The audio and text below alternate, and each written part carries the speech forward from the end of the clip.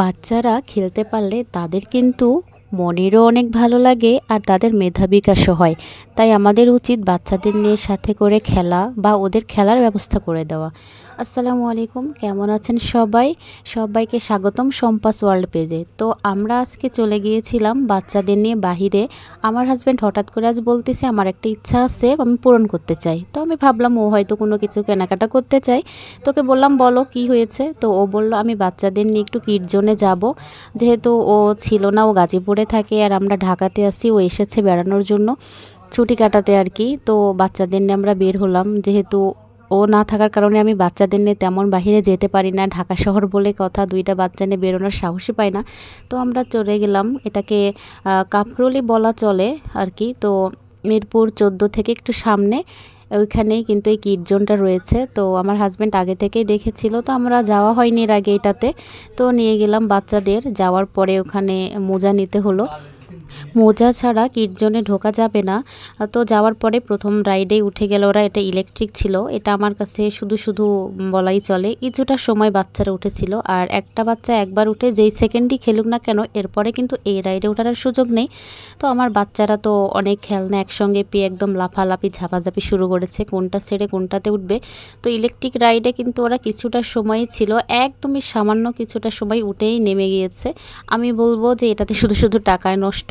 তবু বাচ্চাদের আনন্দ বলে কথা, ওইখানে ওরা যেটা সামনে পাবে সেটাতেই উঠবে। তো যাই হোক, ওদের আনন্দই আমাদের কাছে অনেক বিশাল কিছু। ওরা অনেকটা সময় এটাতে কাটিয়েছিল, মানে প্রায় 1 ঘন্টার সময় ছিল ওখানে। খুব সুন্দর একটা জায়গা, বাচ্চাদের মনের মতো আর কি। ওরা এখানে ইচ্ছা মতো লাফাতে ঝাপাতে পারে, খেলতে পারে, আর পড়ে যাওয়ারও কোনো ভয় নেই। সুন্দর নরম সব কিছু। কিন্তু শেষ সময়ে একটা দুর্ঘটনা ঘটেই গিয়েছিল আমার বাচ্চার সাথে। শেষ মুহূর্তে এত খেলার পরেও কিন্তু একটা সময়, শেষ সময় যখন আমরা চলে আসব, বাচ্চাকে বোঝাচ্ছিলাম যে চলো আমরা এখান থেকে যাই, এখান থেকে যাওয়ার পরে আমরা একটু রেস্টুরেন্টে যাব।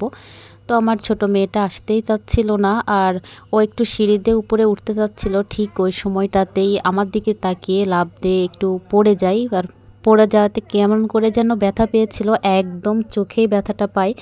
অনেকটা দিন কিন্তু ওই চোখের উপরের অংশটা কালোই হয়েছিল। সত্যি খুব খারাপ লাগতেছিল আমার, যে এত সুন্দর একটা মুহূর্ত শেষ সময়ে এসে আমার বাচ্চাটা এইভাবে আঘাত পাবে। তো যাই হোক, কখন কোন দুর্ঘটনা ঘটে বলা যায় না।